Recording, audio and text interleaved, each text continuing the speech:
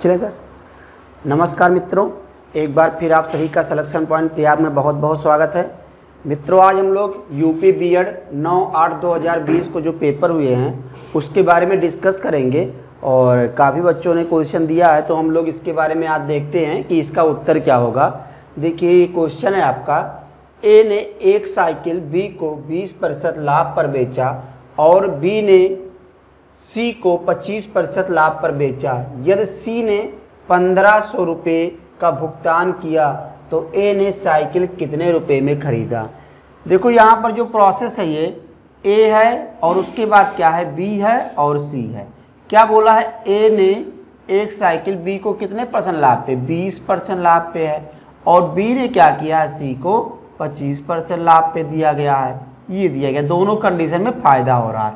और सी ने साइकिल कितने में लिया था, 1500 रुपये में लिया है। तो पूछा ए ने साइकिल कितने में लिया। हमने मान लिया कि ए ने साइकिल लिया है x रुपये में, तो 20% ज़्यादा का मतलब क्या होगा, 120/100। देखो 100 से अधिक हो जाता ना, 20% अधिक है। 25% अधिक का मतलब 125/100, और हम लोग कहाँ पहुँच जाएंगे, बराबर 1500 के आस पास में पहुँच गए। अब इसको सॉल्व कीजिए, तो 20 छक्का 120, 20 पंचे 100। इसको सॉल्व कीजिए, 25 पंचे 25 चौका, 5 से 5 कैंसिल हो जाएगा। और इसको सॉल्व कीजिए तो 2 दूनी 4, 2 तिया 6, 3 से इसको काट दीजिए तो कितना आ जाएगा, 500। और ये 2 जब इधर जाएगा तो आपका कितना हो जाएगा, 1000 रुपया। तो ए ने साइकिल कितने में खरीदा था, 1000 रुपये में। तो इसका उत्तर क्या होगा, 1000। आइए अगले क्वेश्चन की तरफ चलते हैं हम लोग मित्रों। तो यहाँ पर देखिए, एक सीरीज दिया गया था और पूछा था इसका अगला पद क्या होगा। तो देखिए, इसका अगला पद हम लोग कैसे निकालेंगे। तो सबसे पहले हम लोग यहाँ पर देखते हैं, 27 को अगर 2 से गुणा किया जाए तो कितना आ रहा है, 27 दूना 54, और 27 को अगर 3 से गुणा किया जाए तो कितना आ रहा है, 27 तिया 81। तो देखिए, ये आपके पद बन गए। इसी प्रकार हम लोग अगर यहाँ पर देखें तो 31 को अगर हम 2 से गुणा करें तो कितना आएगा, 62 हो जाएगा। और यहाँ पर 31 × 3 सैटिस्फाई हो रहा है, 93। तो आपका उत्तर कितना हो जाएगा, 62। सभी को समझ में आ गया। तो इसका उत्तर क्या होगा, 62। जिसने 62 लगाया उसका सही उत्तर है। इसका जिसने 1000 लगाया उसका सही उत्तर है। आइए हम लोग अगले क्वेश्चन की तरफ चलते हैं मित्रों। देखिए मित्रों, अगला क्वेश्चन क्या है, गांव, राज्य, तहसील, जिला, राष्ट्र। इसको एक सही क्रम में लगाना था, ये भी पूछा गया था। इसको सही क्रम में लगाएंगे तो सही क्रम में 2 तरीके से लगाया था, या तो बढ़ते क्रम में लगाओ या तो घटते क्रम में। अधिकांश आपका ऑप्शन बढ़ते क्रम में ही मिल जाता है। अगर बढ़ते क्रम में नहीं मिलेगा तब घटते क्रम पे हम लोग विचार करेंगे। तो सबसे पहले इसमें देखा जाए, सबसे छोटा क्या है, सबसे छोटा क्या आएगा मित्रों, सबसे छोटा आपका आ जाएगा गाँव। गाँव के बाद क्या आएगा बताइए, गांव के बाद क्या आएगा, इस ऑप्शन इसको देखते हुए चलना है आपको। गांव के बाद आपका क्या आता है, गांव के बाद यहां पर आ जाएगा तहसील, और उसके बाद क्या आएगा, तहसील के बाद क्या आ जाएगा, जिला आ जाएगा, और जिला के बाद क्या आएगा, राज्य, फिर उसके बाद क्या हो जाएगा, राष्ट्र। तो जिसका ये ऑप्शन होगा वही सही है, इसका यही होगा, सेट करना था। गांव, तहसील, जिला, राज्य और राष्ट्र। सभी को समझ में आ गया। आइए हम लोग अगले क्वेश्चन की तरफ चर्चा करते हैं। ये देखते हैं यहाँ पर क्या लिखा हुआ है, लकड़ी, पेड़, पौधा, बीज, फर्नीचर। तो देखिए मित्रों, सबसे पहले क्या होगा, बीज आएगा। बीज से क्या बनता है, बीज से क्या बनता है, पौधा बनता है। तो सबसे पहले हम लोग लिखेंगे बीज। बीज के बाद क्या हो जाएगा, पौधा। पौधे के बाद क्या हो जाएगा, तो देखिए पौधे के बाद क्या बन जाएगा, पौधा जब बड़ा होता है तो पेड़ कहलाने लगता है, और पेड़ से क्या मिलता है, लकड़ी मिलता है, और लकड़ी से क्या बनता है, फर्नीचर बनता है। तो इसका जो सही क्रम है ये हो जाएगा। ये भी एग्जाम के आए हुए क्वेश्चन है, आप लोग कमेंट जरूर से कीजिएगा, परीक्षा में आए कि नहीं आए सब क्वेश्चन देखिएगा आप लोग। तो सारे क्वेश्चन अभी तक जो मिले हमको एग्जाम के आए हुए क्वेश्चन है मित्रों, और इसका उत्तर ये हो जाएगा। देखिए इस क्वेश्चन को हम लोग देखते हैं, तो यहाँ पर देखिए ABCD के टर्म में दिया गया, क्या दिया गया, FGH IJK LMN OPQ। पूछा आगे क्या आएगा, तो Q हो चुका तो क्या आ जाएगा, RST। तो इसका उत्तर क्या हो जाएगा, RST। ये भी परीक्षा में पूछा गया क्वेश्चन है, बीएड के एग्जाम में आ चुका है। सभी को समझ में आ गया, किसी को कोई दिक्कत हो तो बताइए। आइए चलते हैं अगले क्वेश्चन की तरफ हम लोग दोस्तों। अगला क्वेश्चन देखिए दोस्तों, एक पंक्ति में प्रमोद का दोनों सिरों से 18वां स्थान है, तो पंक्ति में कुल कितने व्यक्ति हैं। देखिए दोनों सिरों से 18वां स्थान बोला है, तो प्रमोद अगर यहाँ पर है तो प्रमोद का जो स्थान है इधर से भी 18वां है और इधर से भी 18वां है। तो ये बताइए मित्रों, 17 इधर रहे होंगे और 17 इधर, 34 हो गए और एक का हो जाएगा प्रमोद खुद हो जाएगा। तो कितने लोग हो जाएंगे, 35 लोग हो जाएंगे। जैसे 17 लोग इधर हो गए तभी तो प्रमोद का 18वां आएगा, 17 इधर से हो गए 34 और एक प्रमोद खुद, तो कुल मिला के कितने हो जाएंगे 34 और एक 35। इसको लगाने का क्या तरीका होता है कि 2 गुणे कौन सा स्थान है 18 और माइनस में क्या कर देंगे 1, तो 18 दूना 36 माइनस 1 बराबर कितना हो जाएगा 35। यही आंसर हो जाएगा। ये भी क्वेश्चन एग्जाम में आए हुए थे, सभी को समझ में आ गया। देखो क्या बोला था कि 18वां स्थान है, तो 18वां का मतलब इधर से भी 18वां और इधर से, तो प्रमोद दोनों तरफ से ले लिया जा रहा है, तो इसीलिए हमने क्या किया 1 माइनस कर दिया।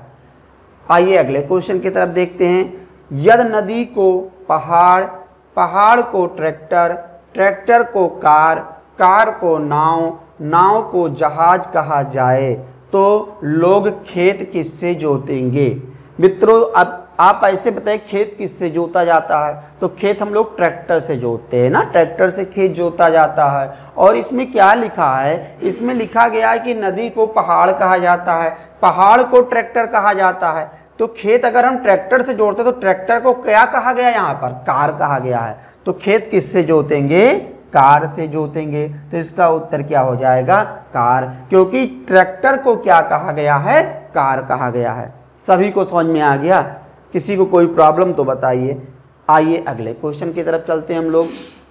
देखिए मित्रों अगला क्वेश्चन, प्रातःकाल प्रदीप और मुकेश एक दूसरे के विपरीत दिशा की ओर मुंह करके खड़े थे। यदि प्रदीप की छाया दाएं हाथ की ओर पड़ता है तो मुकेश का मुंह किधर था। देखिए एक दूसरे के विपरीत, तो प्रातः काल की बात कर रहा है, तो सूरज मान लीजिए कि यहाँ पर है, सुबह के समय सूरज यहाँ पर है, तो सूरज यहाँ पर है और यहाँ पर हमने क्या बोल दिया है, प्रदीप और मुकेश 2 लोग हैं, तो हमने प्रदीप को यहाँ पर बोल दिया और मुकेश को इधर बोल दिया। और हमने सपोज किया कि मुकेश का मुंह इधर है और प्रदीप का मुंह इधर है, हमने माना है। ठीक है, 2 ही कंडीशन बनेगा, या तो मुकेश का मुंह इधर होगा या तो मुकेश का मुंह इधर होगा। एक दूसरे के विपरीत तभी तो होगा, क्योंकि जब छाया पड़ेगा, देखो यहाँ पर क्या कह रहा है कि विपरीत दिशा की ओर मुंह करके खड़े थे। यदि प्रदीप की छाया दाएं हाथ की ओर हो, अगर प्रदीप इधर है तो प्रदीप का दायां क्या होगा, ये प्रदीप का दायां बनेगा और ये प्रदीप का क्या बनेगा, बायां बनेगा। तो देखो प्रदीप की छाया दाईं ओर पड़ रहा है, दाईं ओर पड़ रहा है, ये नहीं कि मुकेश की दाईं ओर पड़ा, ऐसा कुछ नहीं बोला, यही कहा प्रदीप की छाया दाएं ओर पड़ता है तो मुकेश का मुंह किधर है। तो देखो सेटिस्फाई हो रहा है, यानी प्रदीप का मुंह जब उत्तर की ओर है तभी तो छाया दाएं ओर पड़ेगा, तो मुकेश का मुंह किधर की ओर हो जाएगा, दक्षिण की ओर हो जाएगा। यही आपका उत्तर हो जाएगा। अगर हम मुकेश को इधर बैठाते प्रदीप को इधर, तो प्रदीप की जो छाया होता क्या होता, बाएं ओर पड़ जाता, गलत हो जाता। इसीलिए प्रदीप को इधर बैठाया गया, क्योंकि जब सूरज की रोशनी इस पर पड़ी गई तब छाया क्या होगा, इसके विपरीत दिशा में पड़ता है। ठीक है, अगर सूर्यास्त होता तब इधर से छाया इधर पड़ता, सूर्योदय था इसीलिए इधर से इधर पड़ेगा। सभी को समझ में आ गया, तो इसका उत्तर क्या हो जाएगा, दक्षिण दिशा की ओर। आइए अगले क्वेश्चन की तरफ चलते हैं हम लोग। एक पुरुष एक लड़के की ओर इशारा करते हुए कहता है कि वो मेरे पिता के इकलौते पुत्र का पुत्र है। पुरुष का लड़के से क्या रिश्ता है। देखिए इसको हम लोग कैसे लगाएंगे। एक पुरुष है और एक पुरुष क्या करता है, एक लड़के की ओर इशारा करते हुए कहता है, मान लीजिए लड़का कहाँ पर है, लड़का हमने यहाँ पर कह दिया, लड़के की ओर इशारा करते हुए क्या बोलता है ये पुरुष कि वो मेरे, मतलब इसके बारे में कहता है वो मेरे पिता के, तो पुरुष के पिता के इकलौते पुत्र, तो इकलौते पुत्र पुरुष खुद ही हो जाएगा। ठीक है, तो पुरुष के पिता के इकलौते पुत्र का पुत्र है, तो पुरुष खुद हो गया, और इसका पुत्र कौन है, ये लड़का है। तो पुरुष का लड़के से क्या संबंध है, तो लड़के से क्या संबंध है, लड़के का पिता होगा कि नहीं होगा, तो लड़के से क्या संबंध है, पिता का, यानी ये पुरुष क्या है, पिता है इस लड़के का। सभी को समझ में आ गया, इसका उत्तर क्या होगा, पिता। आइए अगले क्वेश्चन की तरफ चलते हैं हम लोग दोस्तों। देखिए अगला क्वेश्चन, एक आयत का विकर्ण 25 मीटर तथा क्षेत्रफल 168 मीटर है, तो आयत की लंबाई क्या होगी। देखिए दोस्तों, जो आयत होता है इसके बारे में हम लोग देखेंगे क्या, इसके सम्मुख भुजाएं क्या होते हैं, समान होते हैं। ये और ये आपस में समान होंगे, ये और ये, और प्रत्येक कोण समकोण होता है, 90 डिग्री का होता है। इसके विकर्ण कितने दिए गए, इसके विकर्ण दिए गए हैं 25। इसके विकर्ण भी आपस में समान होते हैं, तो हमने इसी को 25 बोल दिया। विकर्ण ये भी होता है, जानिएगा एक आयत में 2 विकर्ण होते हैं, तो 25 ही हो गया। हमसे क्या बोला है, ये 168 है। देखो मित्रों, इसको कुछ लोग बहुत लंबा लगा रहे होंगे, ये सब बहुत ही आसान है। कैसे लगाएंगे, देखिए एक नया तरीका। ये हमको 25 पता चल गया, अब हमको ये पता है कि इसका और इसका वर्ग मिला के 25 आएगा। तो इसका वर्ग मिला के अगर हम यहाँ पर 24 कर दे और यहाँ पे 7 कर दे, तो क्या 24 सत्ते 168 होता है कि नहीं। पहले ये देखो, 7 चौक 28, 7 दूनी 14, 168 होता है। और 24 का स्क्वायर क्या होता है, 576, और 7 का स्क्वायर क्या होता है, 49। तो 49 और 576, 25 का स्क्वायर क्या होता है, 625। तो आपका उत्तर आ गया लंबाई की नहीं। देखिए आपका आंसर आ गया। तो ऐसे लगाइएगा, ऐसे लगाने से गलत भी नहीं होगा। देखो तुरंत उत्तर आ गया। अगर इस तरह नहीं आता है तो आप दूसरे तरीके से भी लगा सकते हो। दूसरे तरीके से क्या है कि आपको ये पता है, ये दे दिया गया, कितना दिया गया, 168 दिया गया। तो ये देने का मतलब इसको यल बोलते हैं, इसको भी, यानी यल इंटू बी हमको दिया गया 168। और हम पाइथागोरस प्रमेय लगाएंगे तो L square plus B square बराबर ये कितना है, 25 का स्क्वायर है, बराबर क्या हो जाएगा, 625। और इसको सॉल्व करोगे तो इसको सॉल्व करोगे तो हम लोग क्या लिख सकते हैं, l प्लस बी का whole square, l plus B का होल स्क्वायर बराबर क्या हो जाएगा, l square plus B square plus 2lb। फिर क्या करेंगे, यहाँ वैल्यू रखेंगे 625 प्लस 2 गुणे lb कितना, 168। फिर इसको सॉल्व करेंगे, फिर वर्गमूल लेंगे, l प्लस बी का मान निकलेगा, दोबारा l माइनस बी का हम लोग निकालेंगे। l माइनस बी के निकालने के लिए l माइनस बी का होल स्क्वायर करेंगे, a square plus B square minus 2ab कर देंगे। फिर वहां से l और b की वैल्यू निकलेगा, फिर उसको सरल करेंगे, तब जाके उत्तर पाएंगे। तो मित्रों, इतना लंबा करने से अच्छा सीधा आपका उत्तर मिल रहा है। गुणा करें तो कितना आना चाहिए, 168। तो देखो 24 सत्ते 168 हो रहा है। और वर्ग करने के बाद 24 का स्क्वायर 576, 7 का स्क्वायर 49, तो कितना हो जाएगा, 625। और 25 का स्क्वायर 625 होता है। लंबाई पूछा, लंबाई हो गया 24। चौड़ाई पूछता तो चौड़ाई 7 होता आपका। तो इसका उत्तर क्या हो जाएगा, 24। आइए चलते हैं अगले क्वेश्चन की तरफ हम लोग। देखिए मित्रों, इस क्वेश्चन को हम लोग लगाते हैं। 5:30 और 6 बजे के बीच घड़ी में घंटे और मिनट वाली सुई कब समकोण होंगी, कितने बजे समकोण होंगी, ये बता रहा है। इसमें 4 ऑप्शन है, इसमें से एक उत्तर होगा। तो देखिए मित्रों, ऐसे क्वेश्चन को अगर मान लीजिए आपको फार्मूला नहीं आता, कुछ लोग उसका फार्मूला रहते हैं 2/11 पता नहीं क्या क्या डालते हैं। अगर आपको फार्मूला नहीं आता, पहला नंबर तो आप विचार कीजिए ऑप्शन पे। तो हम लोग ऑप्शन से देखेंगे, तुरंत उत्तर आपको मिल जाएगा। देखिए ये तो कभी होगा नहीं उत्तर, क्योंकि 5:45 कुछ लोग तो यही मार देंगे, बीच में है 6। जब 45 पे रहेगा तो घड़ी की जो घंटे वाली सुई 6 पे नहीं रहेगा दोस्तों, जाके देखिएगा 6 से थोड़ा सा और पहले ही रहेगा।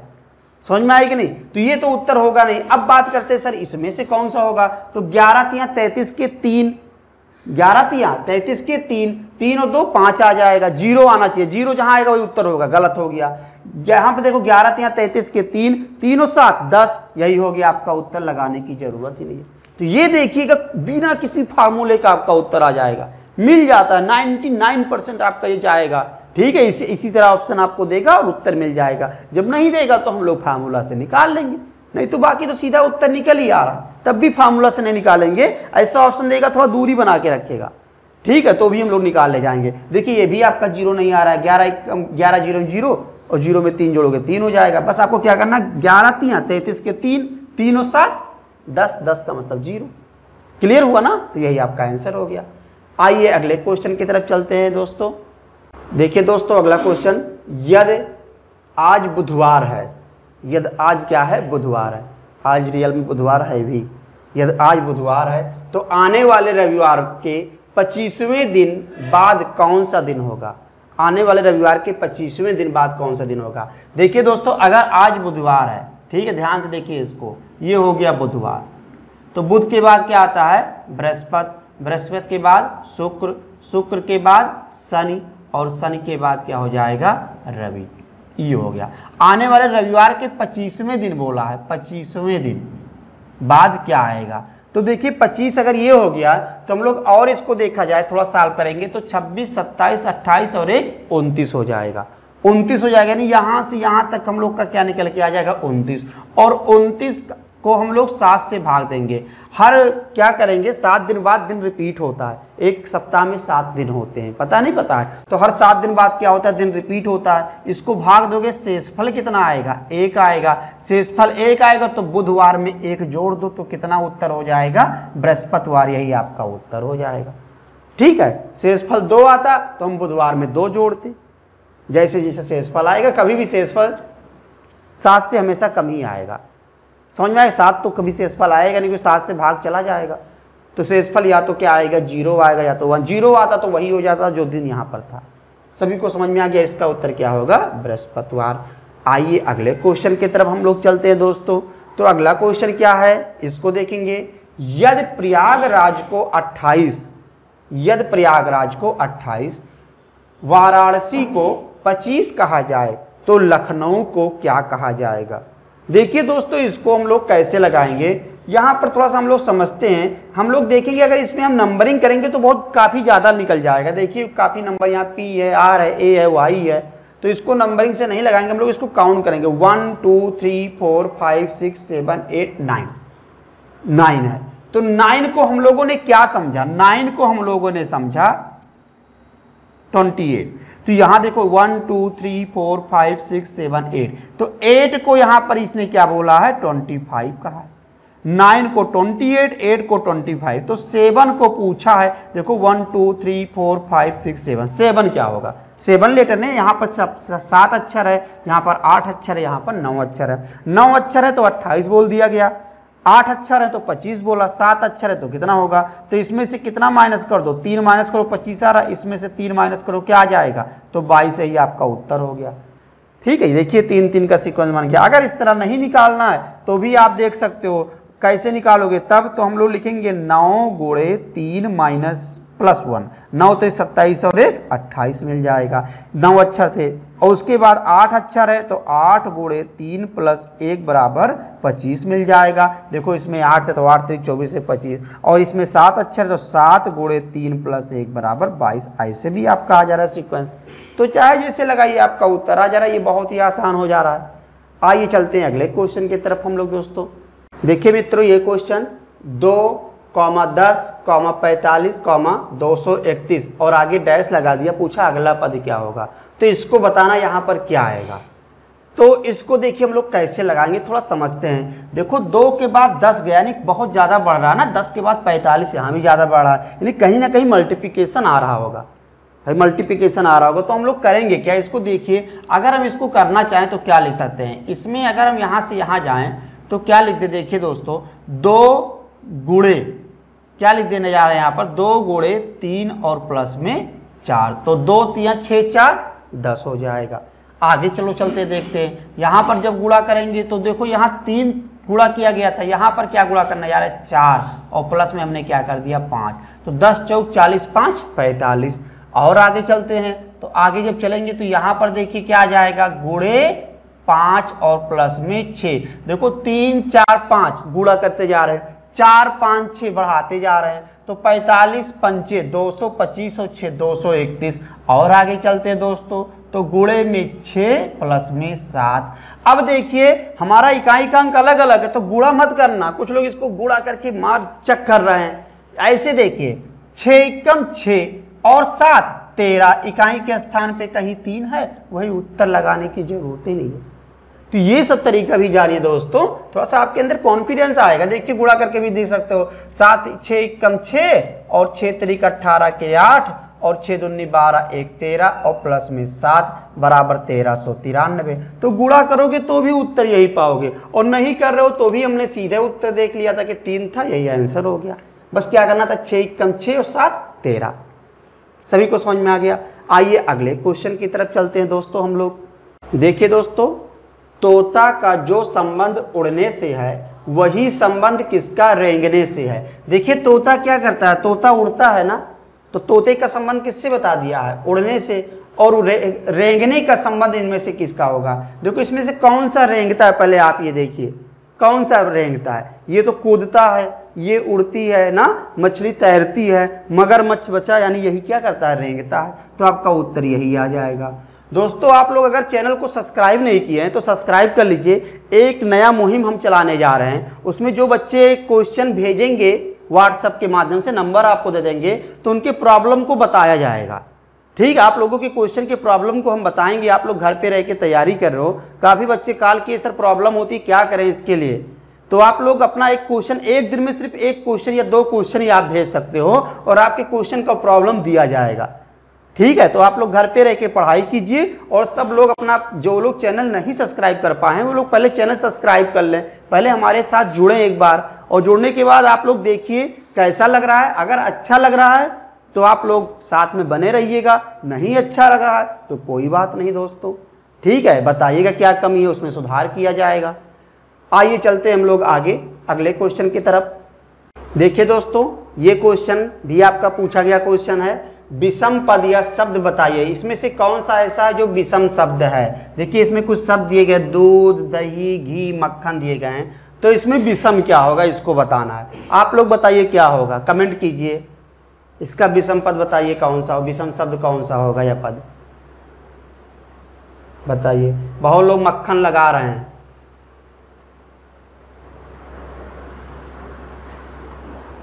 दूध होगा, बहुत सही, गुड, दूध इसका राइट आंसर होगा। इसका जो विषम पद होगा क्या होगा, दूध, क्योंकि दूध से दही भी बनता है दोस्तों, दूध से घी भी बनता है, और दूध से क्या होता है, मक्खन बनता है।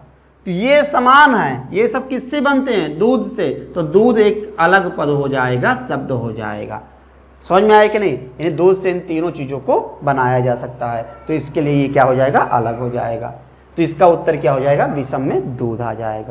आइए अगले क्वेश्चन की तरफ चलिए, देखिए इसको कौन बताता है, बताइए आप लोग।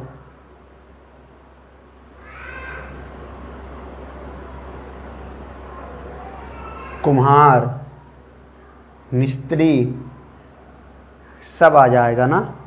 कौन सा होगा इसमें विषम, क्या है बताइए, कोई बताएगा विषम क्या है। देखिए बहुत ही आसान है, थोड़ा समझने की कोशिश कीजिए। बहुत लोग मिस्त्री बता रहे हैं। देखो मिस्त्री घर बनाते हैं, कुम्हार ये भी काम करते हैं, बनाते हैं, क्या बनाते हैं, मिट्टी के बर्तन बनते नहीं बनते हैं, बढ़ई कारीगरी पता ही है, बढ़ई लकड़ी का काम करते हैं। तो ये सब तो बनाते हैं कुछ ना कुछ, बचा क्या, किसान, तो यही क्या हो जाएगा, विषम हो जाएगा। तो इसका राइट आंसर क्या हो जाएगा, किसान। किसान खेती करता है, खेती बनाता नहीं है, खेती करता है, तो यही विषम हो जाएगा। सभी को समझ में आ गया। आइए चलते हैं अगले क्वेश्चन की तरफ दोस्तों। देखिए दोस्तों अगला क्वेश्चन, ए और बी के वर्तमान आयु का अनुपात 7:3 है। 6 वर्ष बाद उनकी आयु का अनुपात 5:3 होगा, तो उनकी आयु में अंतर क्या होगा। ठीक है, उनकी आयु में अंतर क्या होगा। उनकी आयु में अंतर मतलब वर्तमान आयु में निकालना मित्रों, ये नहीं कि 6 वर्ष बाद वाले आयु में अंतर, उनके आयु में अंतर, वर्तमान वाला आयु पूछा गया। ठीक है, उसमें लिखा नहीं था वर्तमान, जो दोस्तों हमारे पास क्वेश्चन आया इसमें वर्तमान नहीं लिखा था, लेकिन वर्तमान से ही संबंध रखिएगा। तो यहाँ पर देखिए हम लोग क्या निकालेंगे, कैसे करेंगे। सबसे पहले देखो ए और बी का कितना दिया गया, 7:3, तो हमने ए का 7x कह दिया और बी का 3x कह दिया। और इनमें अगर 6 वर्ष जोड़ दिया जाए दोनों में, तो 6 वर्ष बाद कितना अनुपात हो जाता है, 5/3।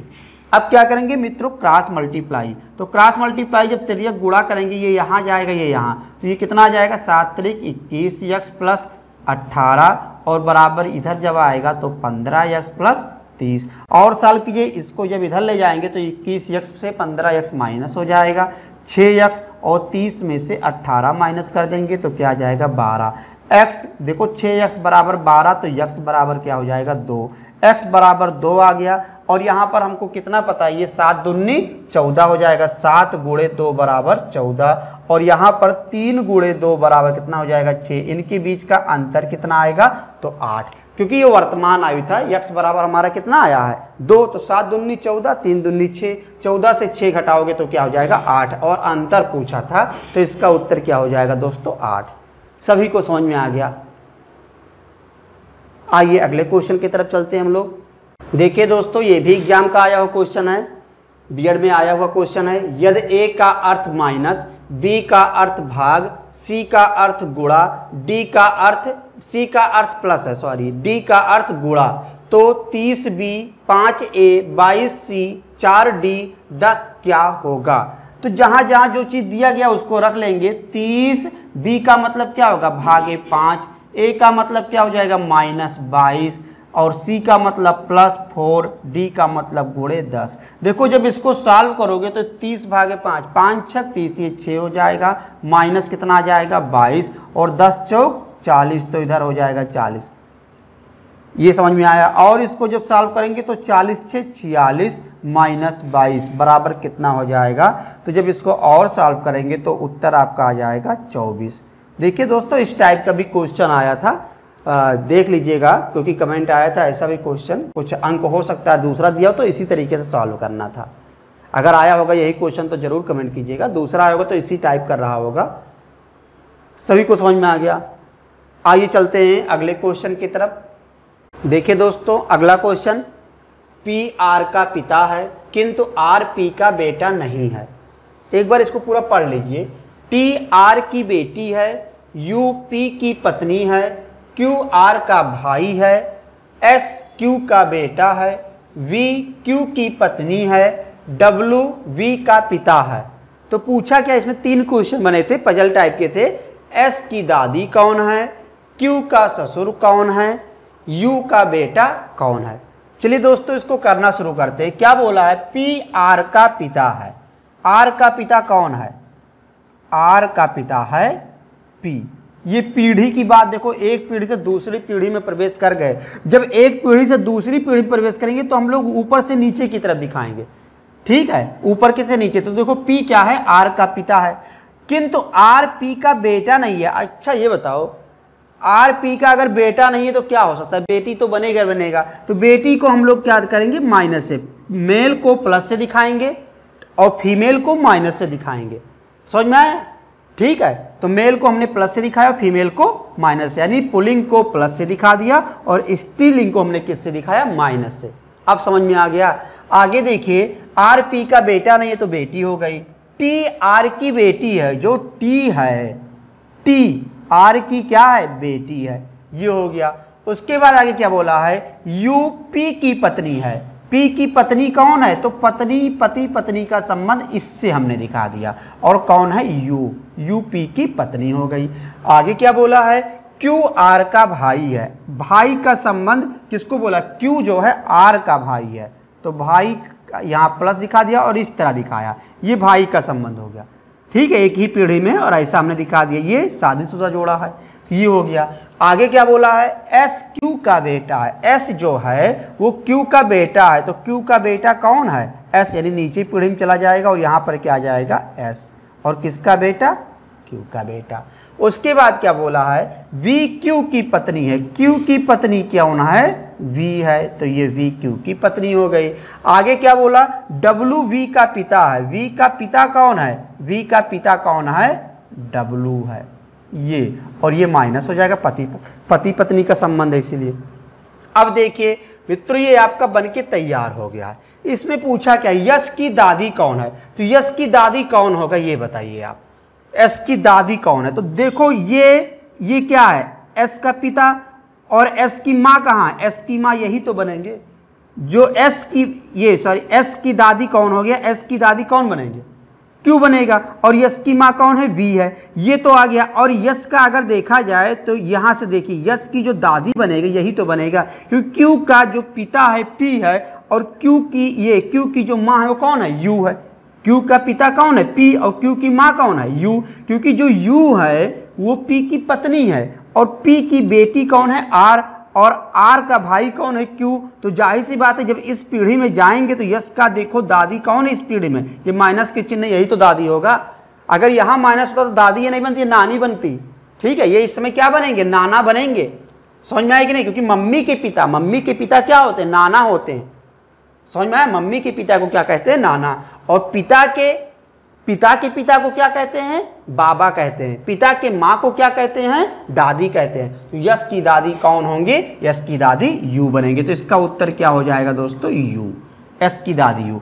Q का ससुर कौन है, Q का ससुर कौन है, Q की पत्नी ये और पत्नी के पिता को क्या बोलते हैं, ससुर, तो Q का ससुर कौन हो जाएगा, W। ये आपका उत्तर हो गया। और आगे चलते हैं, U का बेटा कौन है, U का बेटा कौन है, तो U की अगर बेटी देखा जाए तो R बनेगा और U का बेटा कौन बनेगा, Q बनेगा।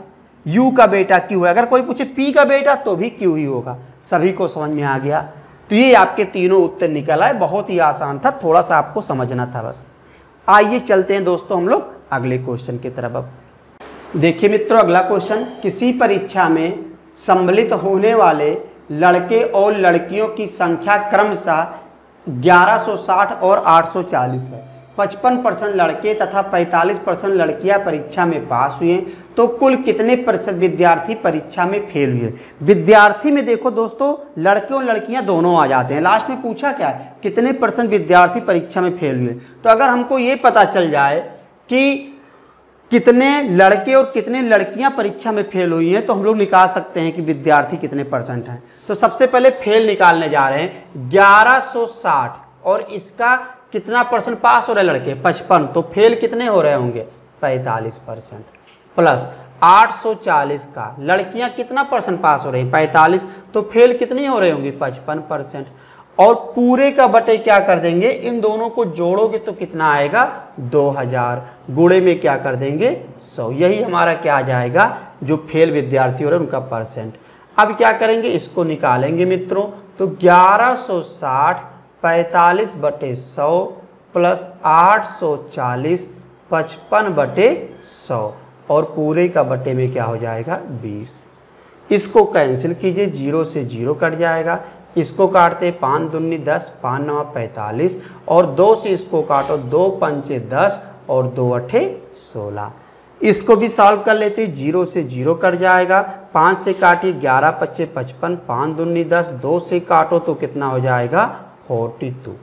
ये सभी को समझ में आया।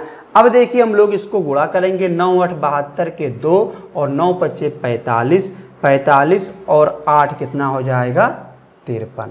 ये हो जाएगा 9 8 72 के 2 और 9 पच्चे 45 और 7 आएगा, सॉरी 7, 45 और 7 कितना हो जाएगा, 52 हो जाएगा।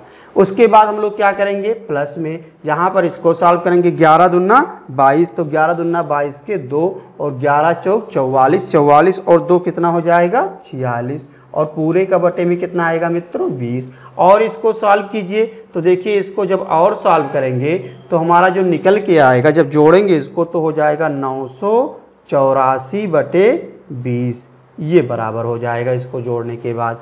और सॉल्व करेंगे इसको तो ये आ जाएगा 10 और ये हमारा आ जाएगा 492, यानी 492/10 का मतलब 49.2%। ये आपका उत्तर ऑप्शन में देखिएगा मित्रों, यही आपका ऑप्शन में आंसर होगा। अगर ये नहीं होगा तो लगभग में आंसर दिया होगा। कुछ लोग बोल रहे थे सर 49.2 नहीं दिया, तो लगभग में दिया होगा 49%। समझ में आया कि नहीं, तो वही आपका आंसर हो जाएगा। आइए चलते हैं हम लोग और अगले क्वेश्चन की तरफ दोस्तों। देखिए दोस्तों, अगला क्वेश्चन, सूरज 500 मीटर पूरब जाकर दाईं ओर मुड़कर 600 मीटर जाता है, पुनः दाईं ओर मुड़कर 600 मीटर जाता है, अंत में दाईं ओर मुड़कर 600 मीटर जाता है, वो प्रारंभिक स्थान से कितनी दूरी पर है। देखिए कैसे लगाएंगे, सूरज जो है 500 मीटर पूरब की ओर, यहाँ से 500 मीटर जाता है, उसके बाद क्या होता है, दाईं ओर मुड़ता है। देखो जब इधर से जाएगा तो दाईं ओर क्या बनेगा, इधर, और कितना जाता है, 600 मीटर जाता है। उसके बाद क्या होता है, फिर क्या करता है, फिर वो दाईं ओर मुड़ता है और कितना जाता है, 600 मीटर जाता है, तो फिर 600 मीटर जाया। और अंत में क्या करता है, अंत में फिर दाईं ओर मुड़ता है और कितना जाता है, 600 मीटर जाता है, तो यहाँ पर पहुँच जाता है। तो सूरज प्रारंभिक स्थान से कितनी दूरी पर है, तो देखा जाए दोस्तों तो 500 ये हो चुका है, तो यहाँ से इसे परपेंडिकुलर ड्रा कर देंगे, तो 500 ये भी हो गया, कितना बचा, 100। अगर 100 ये है तो 100 ही आपका उत्तर हो जाएगा। तो यहाँ से यहाँ कितना हो जाएगा, 100 मीटर हो जाएगा। सभी को समझ में आ गया, ठीक है, यही आपका आंसर हो जाएगा। क्लियर हो गया ना। तो ये इस तरह क्वेश्चन भी आपके एग्जाम में पूछे गए थे, आप लोग कमेंट कीजिएगा, जरूर से बताइएगा। आइए चलते हैं अगले क्वेश्चन की तरफ दोस्तों। देखिए दोस्तों, अगला क्वेश्चन ये मैथ का पोर्शन है, साइंस वाले में पूछे गए थे क्वेश्चन, कुछ बच्चे ने ये भी क्वेश्चन भेजा है। साइन इनवर्स 1/√2 का मान क्या होगा। देखिए बहुत ही आसान है, साइन इनवर्स 1/√2 का मान पूछ रहा है। इसकी वैल्यू क्या होती है, अगर इसको देखा जाए साइन इनवर्स, और इस 1/√2 की वैल्यू क्या होती है, साइन 45। देखो साइन इनवर्स है, साइन ये चला जाएगा तो 45 को हम लोग क्या लिख सकते हैं, 45 को लिखना चाहें तो लिख सकते हैं π/4। यही आपका आंसर हो जाएगा, यही आपका आंसर रहा होगा विकल्प में। 45 को क्या लिख सकते हैं, π/18। देखो यहाँ पर लिखा 45 को हम लोग लिख सकते हैं, कैसे लगाएंगे समझिए इसको। अगर इसको लिखा जाए तो 180 डिग्री का मतलब पाई ही होता है, बटे 4 बराबर क्या हो जाएगा, 45 अंशी तो आएगा। तो इस 180 को ही हम लोग क्या लिख दिए, π/4, क्योंकि पाई के टर्म में दिया गया था, आंसर रेडियन में दिया गया था। तो इसका मान क्या हो जाएगा, π/4। और भी लगा सकते हो, इतना बराबर थीटा मान लो, साइन इनवर्स इधर जाएगा तो साइन थीटा बराबर 1/√2। 1/√2 किसकी वैल्यू होती है, साइन 45 की, तो थीटा बराबर 45 आ जाएगा, और 45 का मतलब π/4। तो सभी को समझ में आ गया। किसी को कोई प्रॉब्लम हो तो बताइए। इसका उत्तर क्या होगा, π/4 जिसका लगाया होगा सही होगा। अगला क्वेश्चन देखिए दोस्तों, बहुत ही इंपॉर्टेंट क्वेश्चन है। ये क्वेश्चन कभी कंपटीशन के एग्जाम में भी पूछे जाते हैं, खासकर बैंक के एग्जाम में आते हैं, यूपीटी प्लस में भी पूछे जा सकते हैं। तो ऐसे क्वेश्चन भी आपको मिलेंगे। ये परमुटेशन कॉम्बिनेशन का है मित्रों। 5 लड़के और 3 लड़कियों को एक पंक्ति में कितने प्रकार से बैठाया जा सकता है ताकि कोई भी 2 लड़कियां एक साथ ना हों, मतलब 2 लड़कियां एक साथ ना बैठें। ये चीज़ ध्यान रखिएगा, ये भी एग्जाम के पूछे गए क्वेश्चन है, आपके पेपर में आए थे। तो 5 लड़के हैं, 5 लड़के को देखो एक पंक्ति है, उस पंक्ति में हम 5 लड़कों को कहीं भी बैठा सकते हैं। हमने माना कि हमने कहाँ बैठा दिया, ये B1 B2 B3 B4 और B5 हमने बैठा दिया एक पंक्ति में, इसे कहीं बैठा सकते हैं। तो कितने तरीके से बैठा सकते हैं, फैक्टोरियल 5 तरीके से बैठा सकते हैं। अब क्या बोला है, 3 लड़कियों को भी बोला है, लेकिन ये भी बोला कि ताकि कोई भी 2 लड़कियां एक साथ ना बैठें। तो देखो लड़कियों को हमने कहाँ बैठा दिया, यहाँ बैठा सकते हैं, एक यहाँ बैठा सकते हैं, यहाँ भी बैठा सकते हैं, यहाँ भी, यहाँ भी, यहाँ भी, यहाँ भी। लड़कियों को बैठाने कितने तरीके, 1 2 3 4 5 6 तरीके हैं।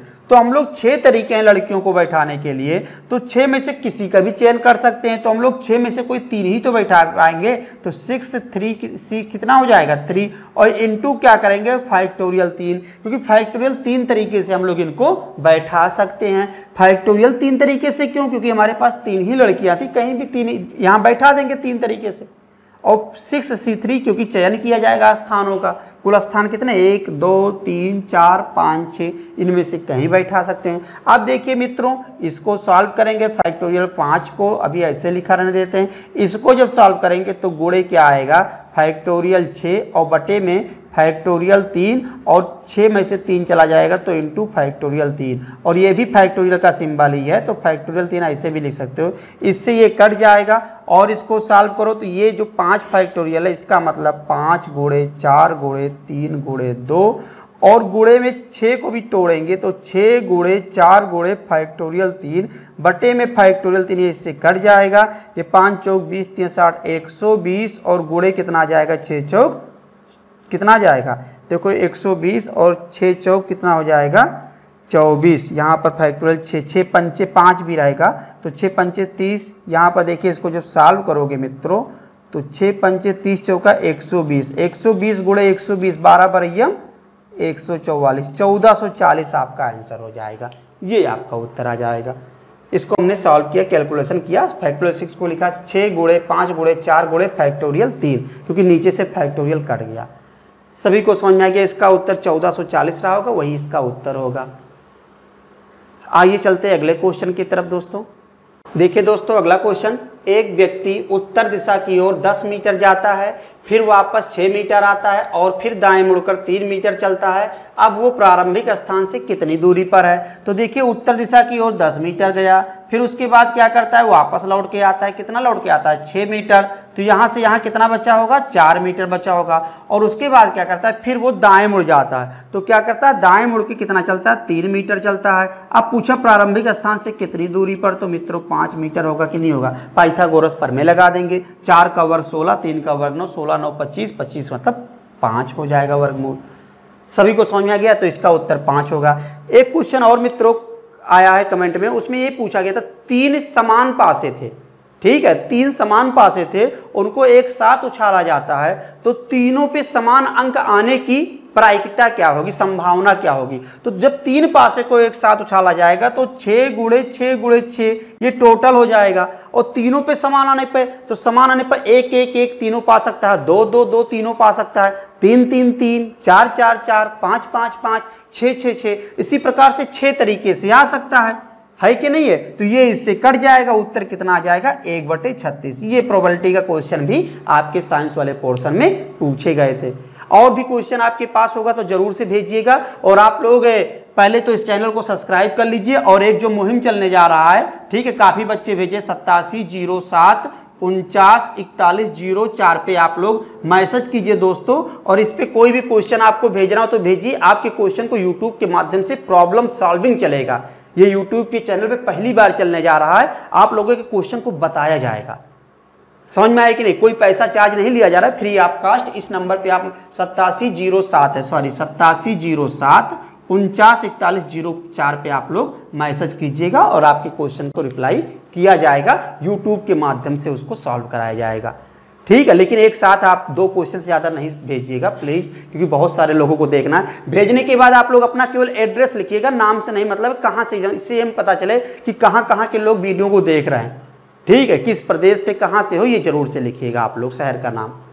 तो आगे हम लोग कल पढ़ेंगे, मतलब जो भी चीज़ होगा आप क्वेश्चन हम इकट्ठा करेंगे तो बताएंगे। तब तक वीडियो कैसा लगा जरूर से बताइएगा, और एक बार मित्रों लाइक कर लीजिए, ठीक है, और चैनल को सब्सक्राइब कर लीजिए, ज़्यादा से ज़्यादा लोगों में शेयर भी कर दीजिए, थोड़ा सा प्रचार हो जाए, ठीक है। बस आप लोगों से कुछ नहीं मांग रहे, बस इतना कर दीजिए आप लोग, ठीक है। नमस्कार।